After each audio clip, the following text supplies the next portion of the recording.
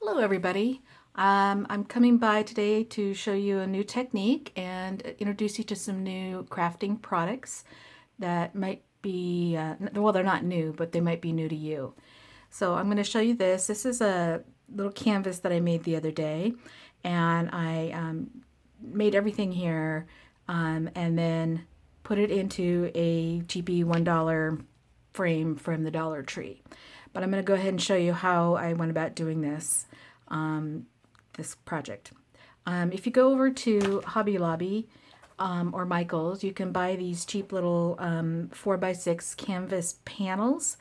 They are several in a package, like 3 in a package, and I can't remember exactly how much they were, but they're really inexpensive.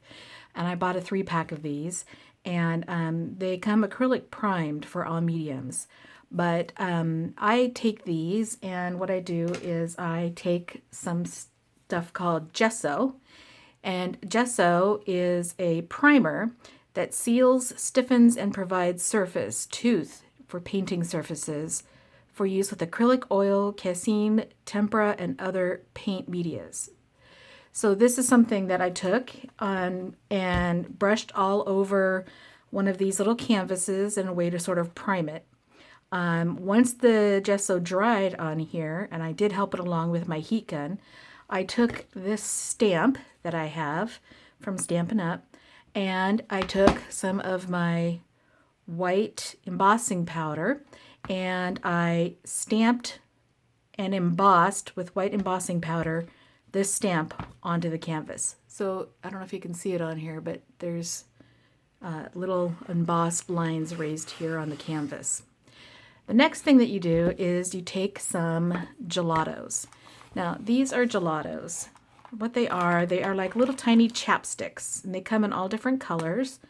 And really, they just roll up like a chapstick. Okay, they go up and down, so you can get out more or less.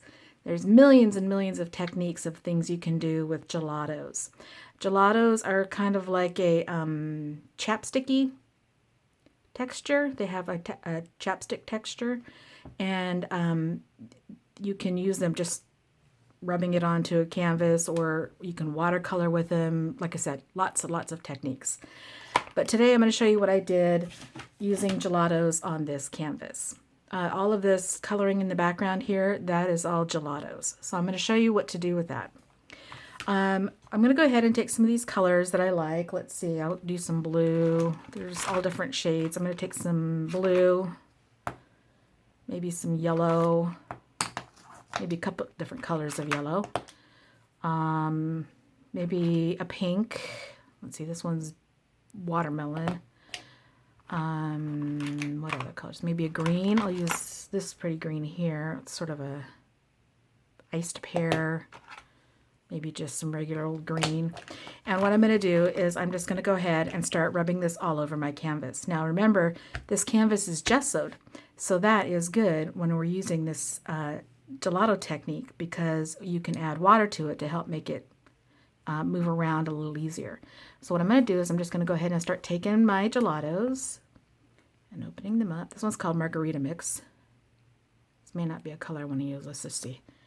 And we just start rubbing it on to the canvas. Okay, as you can see, it looks a little bit sort of like crayons, basically, or chapstick that you've put onto the canvas. Now you can take your finger and you can just sort of rub. Now it blends, but not as good as you could if you were, say, to take some water and put a little bit of water on your finger and then rub it. And what it does is it smooths it out and sort of blends it in to the canvas. Okay, so we'll go ahead and we'll put some of that on. Wipe my finger off. Let's put in some blue.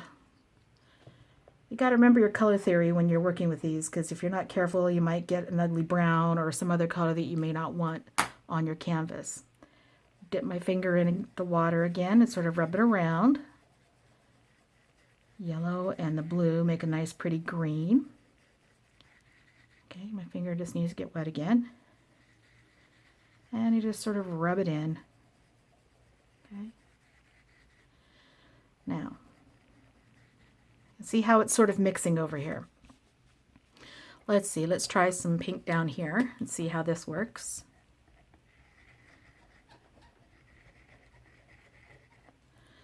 All right, get the fingers wet and rub that in.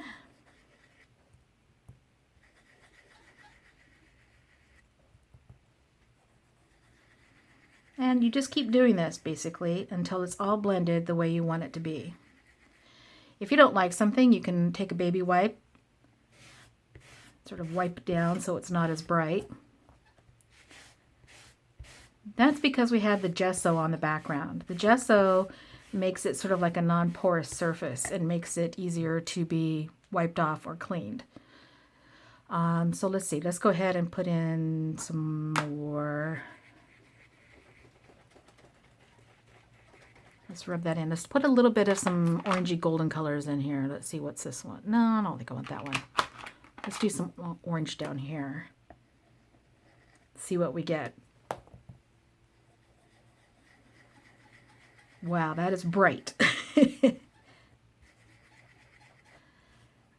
so if I want to, I can go ahead and work this back, rub it off, make it a little bit lighter. I can use a baby wipe, sort of wipe it down if it's getting too bright for me.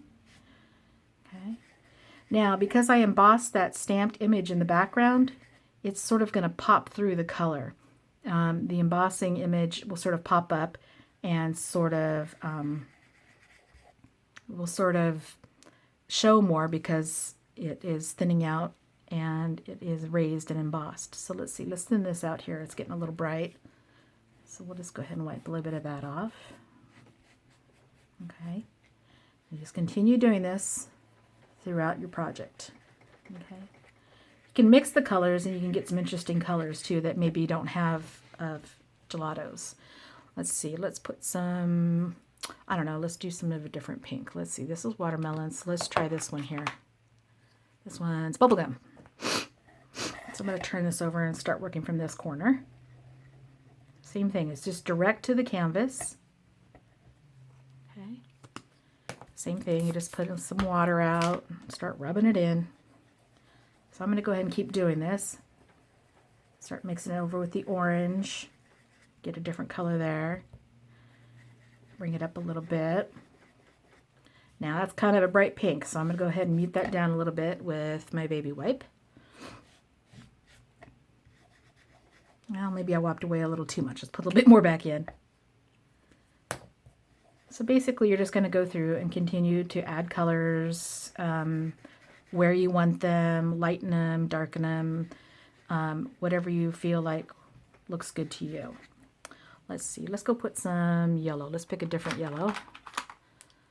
Oh, what this one is, does not have a name on it. Let's pick this one. Lemon. Sounds good. So we'll go ahead and take some yellow and we'll put that here. And let's blend that in.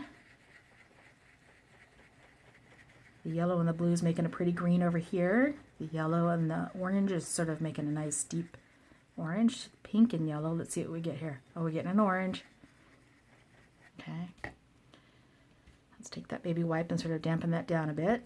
Let's sort of pat it. Okay. So the sky's the limit here. Basically, you can do whatever you want to do to make your image the way you want it. And you just don't be afraid to keep working it. Okay. Let's see. Let's do some purple over here. I got a purple. Well, that one's kind of dark. Let's try this one here. This one is metallic grape. Okay. Now that's going to be bright. Let's check it out and see how it looks.